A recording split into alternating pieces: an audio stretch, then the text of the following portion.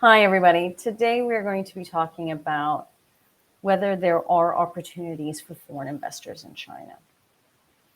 No business can succeed without understanding its customers, its products and services, and the market in general. Competition is often fierce, and operating without conducting market research may give your competitors an advantage over you, particularly in a jurisdiction such as China. China offers additional obstacles, such as language and cultural differences that may impact how you need to adapt your business compared to your home jurisdiction or to other jurisdictions in which you operate in globally. Now, research is a requirement when entering the Chinese market and can be conducted via internet searches, social media outlets, trade shows, networking, or even on-the-ground investigations and due diligence. Today, I want to talk about the minimum 10 key elements that need to be researched when going into the Chinese market to truly evaluate whether it makes sense to go into China. Number one is the current environment. How large is the Chinese market? And is it big enough to positively affect your business? You also have to look at the current geopolitical situation. You also have to look at the current situation around the pandemic and truly understand how this might also influence your market entry or expansion in China at the moment. Number two is competition. What other companies are working within the Chinese market already? And is there really an opportunity for you to bring something different to the market that will enable you to steal a part of the market share? Number three is money. We all can't live without money. How much of a financial investment is required to enter the Chinese market? And don't forget, it's not just about market entry. Do you have enough financial resources to also then operate effectively within China now, as well as in the future? Number four are the resources. Can your existing business afford to reroute money, employees, and other resources into China? Number five is technology. What kinds of technological investments in equipment, training are required to enter China? Do you want to bring this know-how into China? Is this know-how protected? Number six is looking at the future potential. The new market might look attractive today, but what is its potential in the future? You don't want to just operate in China for 2 years. If you're going to the Chinese market, you're committed to the market, then you're there for the long term. Number seven is looking at the legal, tax, and compliance side of things. Are there any legal, tax, or compliance issues now that could negatively affect your successful market entry? Or have you heard rumors of new legal, tax, or compliance issues that could affect your operating business in the future?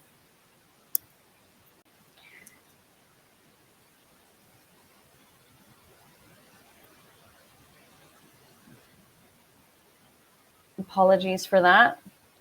That was a nice interlude, I suppose, from today's session. Number eight is looking at customers. Are the consumers in China an appropriate match for your existing brand and products, or will you need to launch new brands and products? Number nine is the challenges. What are the barriers to entry into China, and can you overcome them quickly and affordably? And can you predict any challenges that might come up in your operating phase or in your scale up and growth phase? And number 10 are goals, which maybe I should have started off with this. The goals are, why China? Why do you want to enter China? Is it truly right for your business? Does it match your overall company's business goals? And what is the eventual return on investment, and how long will that take? Now, as you delve into these 10 key elements, you will first and foremost need to understand whether there are any restrictions for you in China to even enter the market. And this information can easily be found via the negative list catalog. In 2013, the State Council mapped out plans to implement a series of negative lists for market access as part of the government's efforts to establish an open, competitive, and well-regulated China market. In the end, what they were trying to achieve was a fair marketplace for both Chinese investors and foreign investors. Market access for foreign investors, therefore, can have equal access as local Chinese investors to industries, fields, and businesses that are not on the list. It's important to note that the negative list is applicable to not just foreign investors, but also to Chinese investors. Now, governments at all levels are responsible for the enforcement of this negative list. And in terms of the degree of enforcement, the list can fall into two categories of prohibited entry and limited entry, both applying to initial and as well as expansion investments, mergers and acquisitions that might help along the journey, your China journey. For the prohibited entry list, market players will not be able to get approved, meaning they won't have access to the market.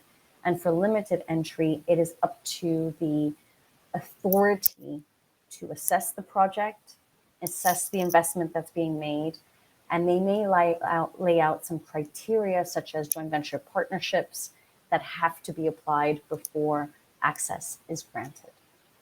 Now, the biggest question today is, does it make sense to invest in the Chinese market?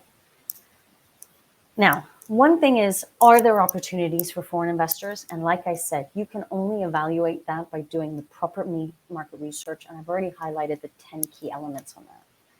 The other question is, does it make sense with the current geopolitical situation, as well as the current pandemic situation with border controls and quarantine issues, to go into the Chinese market? I'm biased around this. My perception is that there is always an opportunity for China, and if you are not already there, then you're losing out on that opportunity, regardless of restrictions that are in place. I know over 30 different companies that did not allow border controls, pandemic, geopolitical situations halt their expansion into the Chinese market. Mind you, they all did their market research. So it's completely up to you to understand how this is going to impact your business. Now, the perception in China is that we can't go into China with these controls in place. But whenever you go into a new jurisdiction, there are always going to be constant limitations and obstacles when doing business there, because you don't know the market. You're getting familiar with the market. The key is just making sure that you are armed with an ecosystem of partners that can guide you, support you, so that you can minimize the amount of limitations and obstacles that come along the China journey. We want everybody to have a positive experience and to have a positive impact on their global business when going into China. So evaluate wisely whether it truly does make sense for your business to go into China.